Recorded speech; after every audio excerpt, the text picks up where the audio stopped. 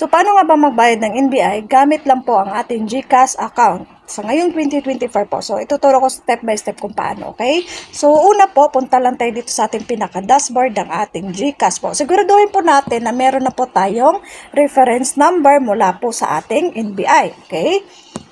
Yan. Diba nag-a-apply tayo online sa NBI, dapat meron na tayong reference number kasi yun po ang ating ilalagay pagbayad sa GCash. Dito po, alimbawa nandito na po tayo sa ating pinaka-dashboard natin GCash, punta lang po tayo dito sa ating bills. Ayan po, click po natin yung bills na yan. So, pag-click natin yan, so dito po, hanapin nyo lang po yung government. Yan, click nyo lang po yung government na yan. So, pag-click natin sa government, okay, so pasensya na po sa boses natin.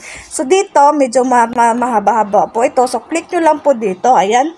Type nyo lang po ang NBI po. Ayan. So search billers po. Click natin.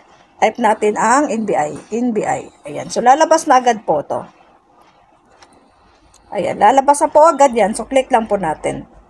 So ganun lang po siya guys. Kung halimbawa magkano po yung babayaran, usually 155. Ayan. Kung hindi naman door to door, ayan.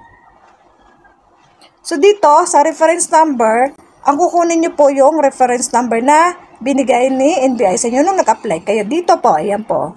So, may makikita kayo ditong pending. Tapos, meron na po dito reference number. So, ito po yung kukunin nyo po. Copy nyo lang po ito.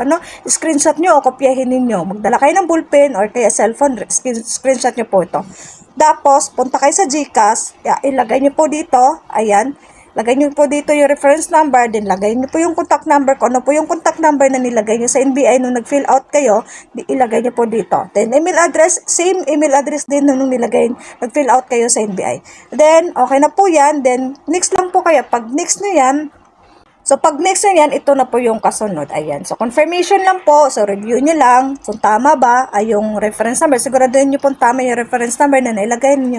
At kung okay na, confirm nyo lang. Click nyo lang po itong confirm. Pag confirm nyo yan, babalikan nyo ang inyong NBI. Babalikan nyo yan. Kanina, pending pa to. So, kung babalikan nyo, ganito na po magiging itsura. Dapat yan maging paid na po yan.